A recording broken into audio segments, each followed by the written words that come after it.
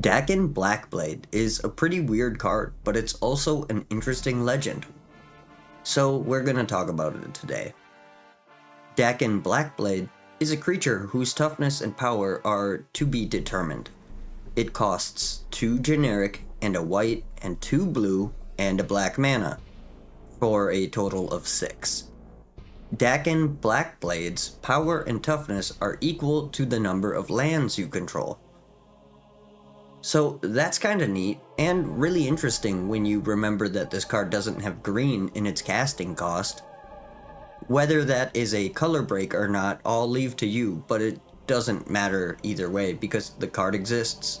To make things even more confusing, the flavor text specifically mentions his power being as vast as the plains, and his strength being that of mountains, which makes me wonder if the card was meant to be red-white instead of Esper. I do like that pretty much every aspect of this card is confusing as shit from like a flavor standpoint. But I also think that this card is pretty interesting and even pretty solid in Old Border Commander. If you play Dakkon Blackblade, you have a creature that gets stronger the longer the game goes while being in the colors of the best removal and control elements.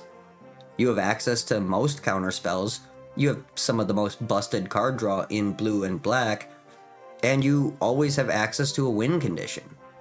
Which means you can build this deck with basically just removal and control pieces, grind the game out and beat your opponents down late game. That's pretty powerful, and by having your win condition in the command zone, you could safely play without another win condition and you could literally just fill the deck with card draw and removal. And, you know, you have really solid consistency, at least compared to the other colors. I actually think Dakkon Blackblade is still playable today. It's definitely not a strong commander, what with all these newfangled... Yeah, it's not strong, but you could do it. However, if you're playing in the much more limited pool of Old Border, then I do think that you probably want to play this as a control deck. You do have some access to Voltron pieces, but for the most part I don't think that'll be a consistent strategy with the card pool in these colors. You don't really have ways of pumping out more lands than your opponent, and even if you could, in Old School, one of your best cards is probably land tax, so you probably prefer to not shut that off.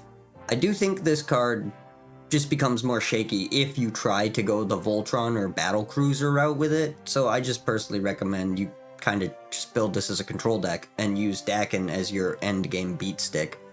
You can also run things like Stasis Kismet, and you have access to pretty much every bounce option, so you can bounce your Stasis and, you know, whatever else you fucking want to bounce.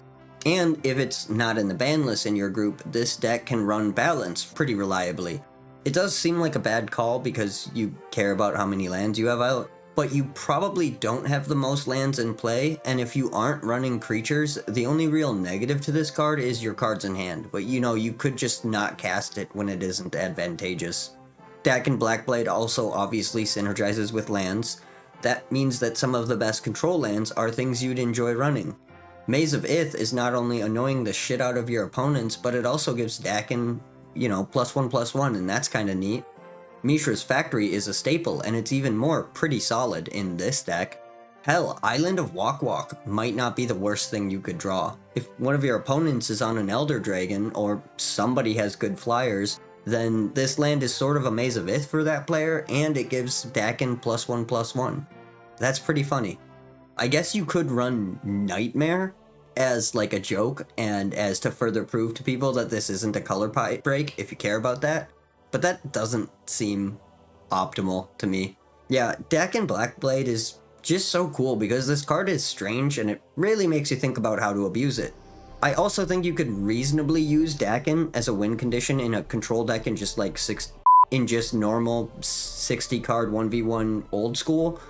I'd say you're probably better off just like winning the game with your factories, but playing an Esper deck in Old School gives you access to some pretty brutally strong cards.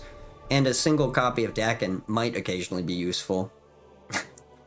It's probably not good in Old School. Also, I would not recommend running Armageddon in your Dakkon Blackblade control deck, because that's kind of a non-bow. This card is just kind of interesting. Also, the Blackblade, which is the blade that is used by Dakkon, does show up a couple of times in cards. And in most cases, it increases your power based on how many lands you control. Sometimes it's specific as to which lands, and sometimes it isn't. But that means that the ability on Dakkon Blackblade is power granted to him by his evil sword, which is pretty interesting. It's also just kind of really cool that this legend has an ability that's pretty rare in the colors it has. It makes deck building more interesting in some ways and makes for a somewhat unique experience. At least when you're like looking at it from a commander central point of view.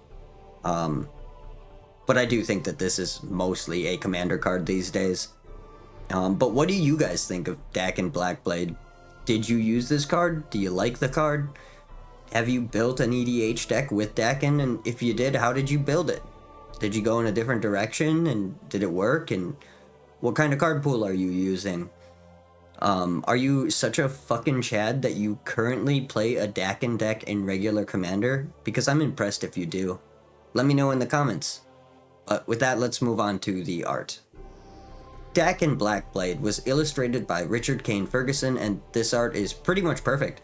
I don't really have any criticism of this card at all. The juxtaposition between the bright, harsh desert behind Dakkon and the glint of his steel against the darkness of the rest of his gear is just fantastic. The details on the sword are sweet as hell as well. Interestingly enough, to me, it almost looks like his armor potentially inspired Star Scourge Radahn, but without like the massive plumage. That's really cool. I mean, I doubt that it did. Maybe, who knows.